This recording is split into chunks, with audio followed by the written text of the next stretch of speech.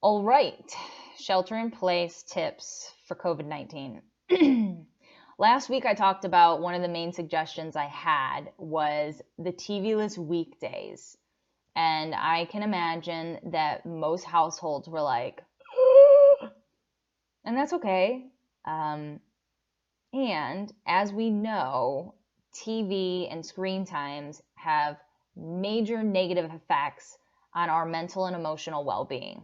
So we need to make sure that we're doing our part to take care of ourselves and our loved ones and not be abusing that privilege or that technology.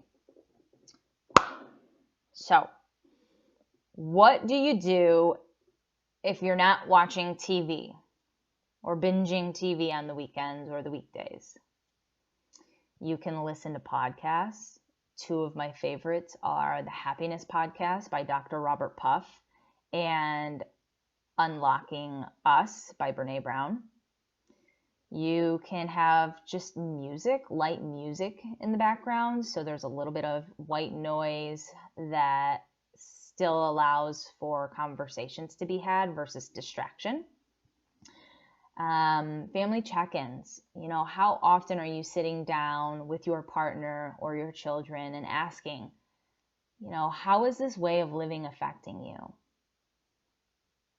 What does it stir up inside of you? How does it make you feel? Is there anything I can do to help? Because the more open we are in terms of how this is impacting us, A, makes it real for us so we can become a more proactive person in making change. And B, it allows us to be more connected with our partners or our children. And when children get to see that this sucks, or it's scary, or it's angering, it allows them to understand that the way that they're feeling is normal. And it can help them then create and have a better experience of learning how to cope with those feelings, because it's all normal and natural within each and every one of us. Not to mention for the people who have multiple children.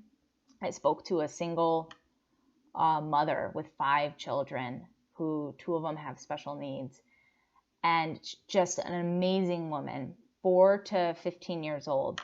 And I just remember, when I was growing up and I knew that my mom was struggling, we were always a team. Like, don't underestimate when children know how a parent is mentally or emotionally feeling. They're able to help support and show up in different ways than you wouldn't expect. So, just something to think about. The other 2 things I had was like game night or spa nights. This is a great time for you to get in check with yourself or teach your children about self-care. Do some masks, do some foot wraps, maybe some little massages, bath time. Those are all really good things. Or have family cook-offs or just cook-off nights to where you are trying new recipes and then grading one another on how you're feeling about the meal, what it tastes like, and just changes or tweaks that if you were off the recipe that you would have made. It's a great opportunity to become more intuitive with what our bodies want, what flavors we crave, and just be able to experience mealtime with a loved one. Let's see. Things to do outside. Obviously, there's walking, biking, and playing catch or frisbee, right? Those are the natural go-tos. But you can also have family grill out and picnics. You could fly a kite. You could drive somewhere and go hike, get out of the neighborhood. You could do yard or housework that you would normally usually pay someone to do. It's a great way to get out and have some quality time with loved ones and just like contribute to your house as a unit. And it just feels good to get done, right?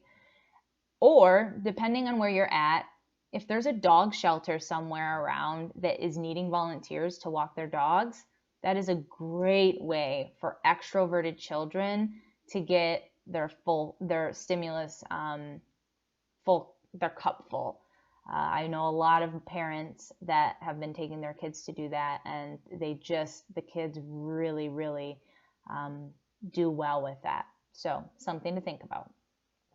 And then the last thing is feel goods, because when we are in this state of feeling struggling with surrender and bitter and annoyed, we give.